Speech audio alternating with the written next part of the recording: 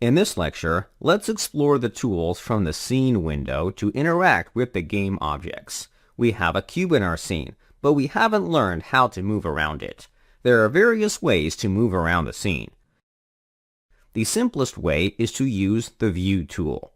On the left side of the scene window, there's a list of buttons. The button with the hand icon is called the View tool. Upon selecting it, we'll be able to drag the camera around the scene. This tool can only move around the scene. It can't rotate. To rotate, we must drag and hold the right mouse button. The icon changes to an eye. If we release the button, Unity reverts to the original tool.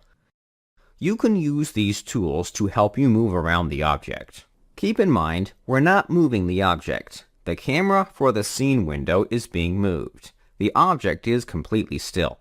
If you feel too close to the object, you can move the mouse wheel to zoom in and out. As I do so, the zoom speed is very smooth and consistent. But look what happens when I start zooming in on the object. As I zoom deeper, the pace starts slowing down. It's incredibly noticeable. Behind the scenes, Unity will slow the zoom speed as you get closer to the object.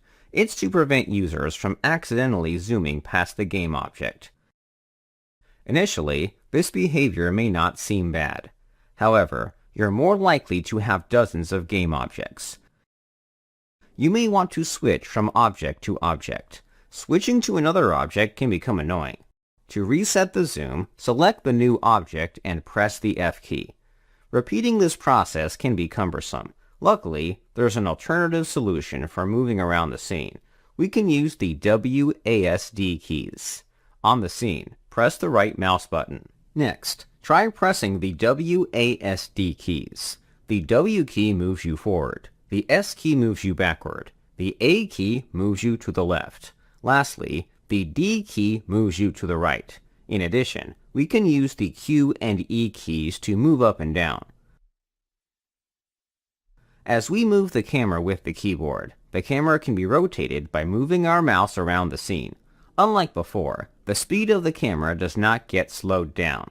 The downside of this behavior is accidentally zooming past an object. Whenever I accidentally zoom past an object, I press the F key to reset the camera to the object. There's one last option for moving the scene camera. At the top right corner, there's a tool called the Scene Gizmo. First, let's understand the idea of a gizmo. Gizmos are visual elements that provide additional information about a game object. Gizmos are exclusive to the Unity editor. If we were to play the game, the gizmo would not appear for the player. It's purely for editing purposes. In this example, the Scene Gizmo gives us the ability to alter the orientation of the scene. Below the gizmo, we can change the perspective. By default, the orientation mode is set to perspective. This mode will display game objects as if the camera had human eyes.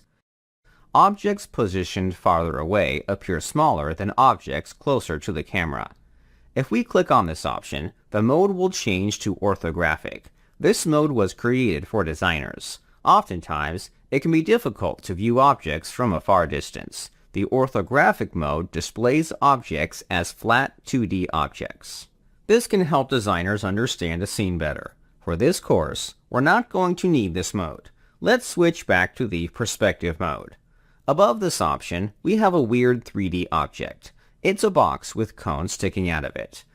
This gizmo allows us to rotate the camera on different axes. We can rotate on the X, Y, and Z axis. Make sure not to click on the box. Otherwise, you may alter the orientation. This gizmo can be helpful for quickly rotating the camera without dragging your mouse around the scene. In a nutshell, this is how we can move around the scene relatively easily. I highly recommend playing around with the scene's camera to become comfortable with the movement. Throughout the course, we'll be moving around the scene a lot. Becoming comfortable with moving around will be beneficial. In the next lecture, let's start manipulating game objects with the other tools.